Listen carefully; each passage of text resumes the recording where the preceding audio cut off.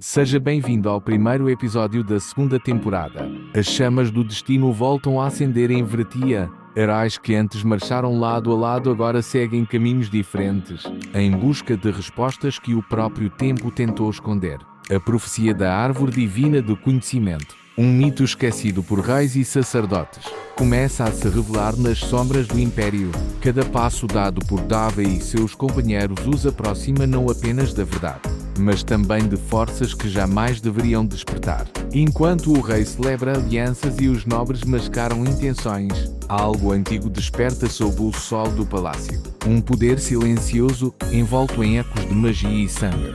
E assim, a segunda temporada começa, com corações divididos, olhares desconfiados e um destino que se entrelaça à noite que nunca dorme. Este é o início do episódio 1 Fragmentos da Profecia.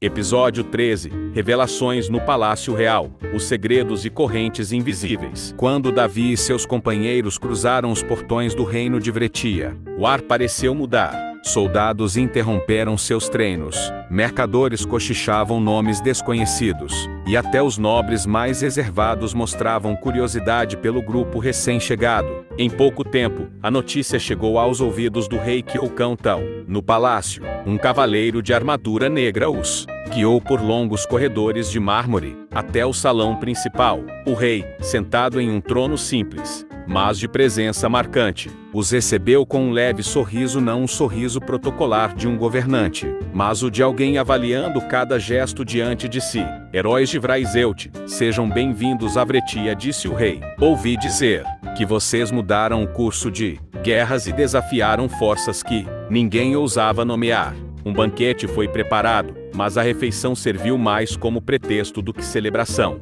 O verdadeiro interesse estava nas conversas. Davi começou o rei, entre um gole de vinho. Dizem que você carrega a bênção de Tsukiomi. É verdade? É um fardo e uma honra ao mesmo tempo, respondeu Davi. Mas não me vejo como um escolhido. Apenas sigo o que o destino colocou à minha frente. Queocautão manteve o olhar firme sobre ele, depois desviou para o restante do grupo. E vocês, seus companheiros? Cada um parece carregar algo diferente. Daniel foi o primeiro a se pronunciar.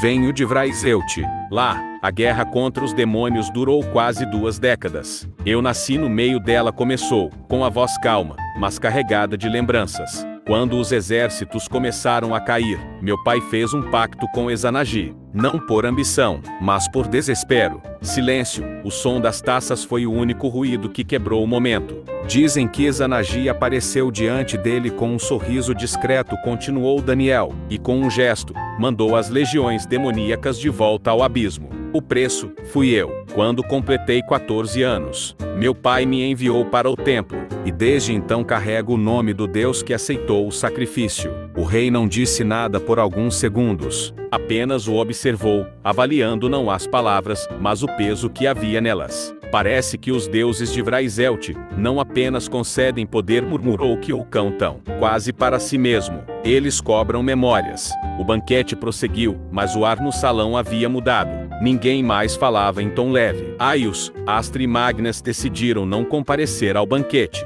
Disseram estar exaustos da viagem. Mas Davi sabia que o trio só queria evitar o desconforto das formalidades da corte. Durante a refeição, o rei Queocautão voltou-se para Sara, com um olhar curioso de quem mede as palavras antes de falar.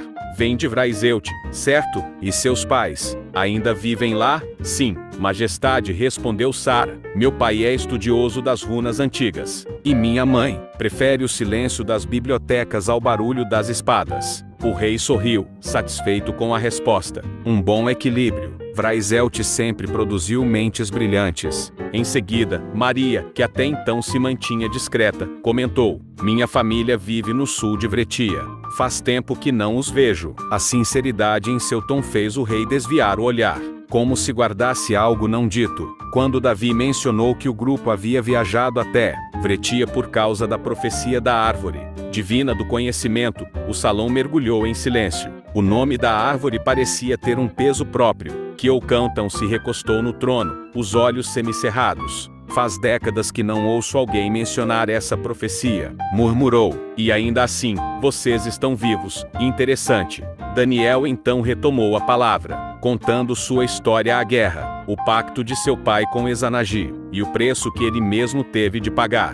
O rei ouviu sem interromper, e quando Daniel terminou, o silêncio que se seguiu foi mais pesado que qualquer aplauso. Poucos teriam suportado uma origem como a sua, disse o rei por fim. É raro ver fé e sacrifício caminharem juntos sem se corromperem. Daniel inclinou a cabeça em respeito. A fé não é um caminho limpo, majestade. Só sigo o que restou do que acredito. O rei assentiu e fez sinal para que continuassem o jantar. Mas a atmosfera já havia mudado. As conversas voltaram em tom mais contido, como se todos ali tivessem algo a refletir. Quando o banquete terminou, Queucão chamou Davi de lado. Traga seus companheiros amanhã. Quero que fiquem hospedados aqui. Há muito que quero entender sobre vocês. Davi agradeceu, sem perceber que, para o rei, o convite era tanto hospitalidade quanto vigilância. Na manhã seguinte, já nos jardins do palácio, Sara encontrou Aios afiando sua espada sob a sombra de uma figueira. Você anda deixando o arco de lado, comentou ela, cruzando os braços. Cansou de atirar? Aios deu um meio sorriso. Não, só percebi que, às vezes, é preciso estar mais perto do perigo para entender o inimigo. A espada me ensina isso. E o corte da lua sangrenta? Perguntou Sara, curiosa. Ouvi dizer que você criou essa técnica sozinho. Ele riu baixo. Criar é um elogio grande demais. Foi Davi quem me mostrou o princípio. Eu só errei vezes suficientes para entender como não morrer tentando. Sara sorriu, impressionada. Então ainda não domina totalmente? Nem de perto, respondeu Aios, olhando para a lâmina. Mas é assim que a gente aprende. A lua só reflete a luz depois de sangrar um pouco. Naquela mesma tarde, Davi apresentou uma ideia, inspirada na antiga estratégia de Heracles durante o cerco a Reota. Seria melhor se nos dividíssemos, sugeriu. Grupos menores se movem mais rápido e chamam menos atenção. Astri concordou e organizou a divisão com precisão quase militar. Grupo 1, Magnas, Lúcius e Sara. Grupo 2, Maria, Astri e Aios. Grupo 3, Davi, Taishi, Daniel e Shen, a dragão. O plano era simples, mas exigia confiança. Cada grupo teria a missão de buscar fragmentos de informação sobre a profecia da árvore divina do conhecimento, espalhados em diferentes distritos do reino. O objetivo era juntar as peças e decifrar o que realmente se escondia por trás dela. Durante a jornada, Shen caminhava ao lado de Davi, observando o céu que começava a escurecer. Davi, e seus pais? Perguntou ela, num tom curioso, quase tímido. Ele demorou um pouco para responder. Meu pai era estrangeiro. Nunca falou muito sobre sua terra. Minha mãe era de Vraizeut, uma mulher forte, mas silenciosa. Acho que herdei isso dela. Shen assentiu, sem insistir.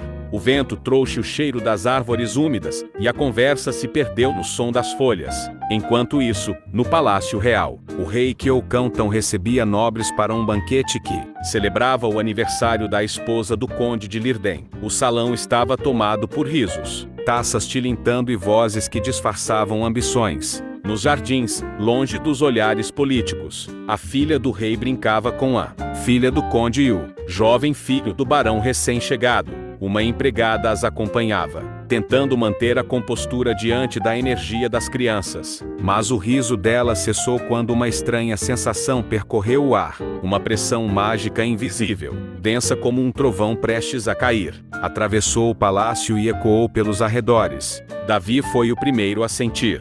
Vocês sentiram isso? Perguntou, a voz firme. Taishi colocou a mão na espada, o olhar atento. Sim, parece próximo, mas não vem de nenhum inimigo comum. A pressão aumentou quando o sol se escondeu por completo, tingindo o céu de azul profundo. O ar tremia. Até Shen, acostumada à energia de dragões, franziu o senho. Isso não é magia comum, murmurou ela. É algo antigo. Enquanto os grupos tentavam localizar a origem da energia, o banquete no palácio começava a se transformar em confusão. Velas se apagavam sozinhas, o chão vibrava levemente, e um frio cortante tomou o salão. Sem que percebessem, a investigação sobre a profecia estava prestes a se entrelaçar com aquele poder esquecido, um eco da árvore divina, despertando em silêncio sob a lua de Vretia. Davi, olhando ao redor com inquietação, comentou, Sinto como se algo sombrio estivesse se aproximando. Essa pressão mágica está me deixando preocupado, Shen sugeriu. E se isso tudo estiver ligado aos demônios que atacaram a cidade de Reuata? Taishi, ponderando, acrescentou, talvez devêssemos investigar antes que algo de ruim aconteça. Daniel, olhando desconfiado, concluiu, não podemos ignorar esse pressentimento. Vamos descobrir a origem dessa magia e proteger os habitantes desta cidade. A história se desenrola com os personagens embarcando em uma aventura para desvendar os segredos por trás da magia sinistra, enfrentando desafios e revelações surpreendentes ao longo do caminho.